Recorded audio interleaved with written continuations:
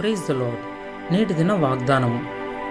ఆయన నా వాటిలోనివి తీసుకొని మీకు తెలియచేయును గనుక నన్ను మహిమపరచును. యోహాను సువార్త 16వ అధ్యాయము 14వ వచనము. ఉత్తరవాది అనగా ఒకరి పక్షంన వాదించేవాడు. సాధారణంగా ఇటువంటి సంఘటన కోర్టులు చూస్తుంటాం. అడ్వకేటు తనకు సంబంధించిన వ్యక్తి కొరకు తన ఛాయాశక్తిలో వాదిస్తాడు. పరలోకంలో సరిగ్గా ఇదే జరుగుతుంది.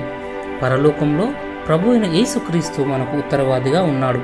ఎవడైనాను పాపం చేసిన ఎడల నీతిమంతుడైన యేసుక్రీస్తు అను ఉత్తరవాది తండ్రి యుద్ధ మనకున్నాడు.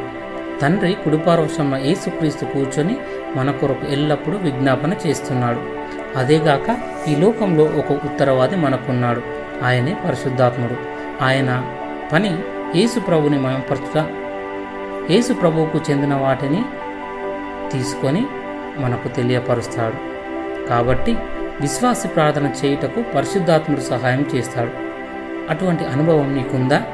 ఈ మధురమైన ఆత్మతో నీ అనుబంధం ఎలా ఉంది? నిజంగా ఆయనతో చక్కటి సహవాసం చేస్తున్నావా? మన పరలోక ఉత్తరవాది, భూలోక ఉత్తరవాది ఎప్పుడూ పనిచేస్తూనే ఉంటారు. ప్రార్థన. తండ్రి, నాయన, ఈ సత్యాలను నాకు బయలుపరిచినందుకు వందనములు. నాకు పరలోకంలోనూ భూలోకంలోనూ ఉత్తరవాదులు ఉన్నందుకు ఆనందిస్తున్నాను.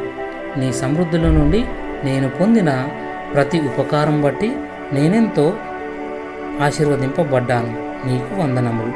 యేసు ప్రభుని నామంలో ప్రార్థిస్తున్నాను. ఆమేన్.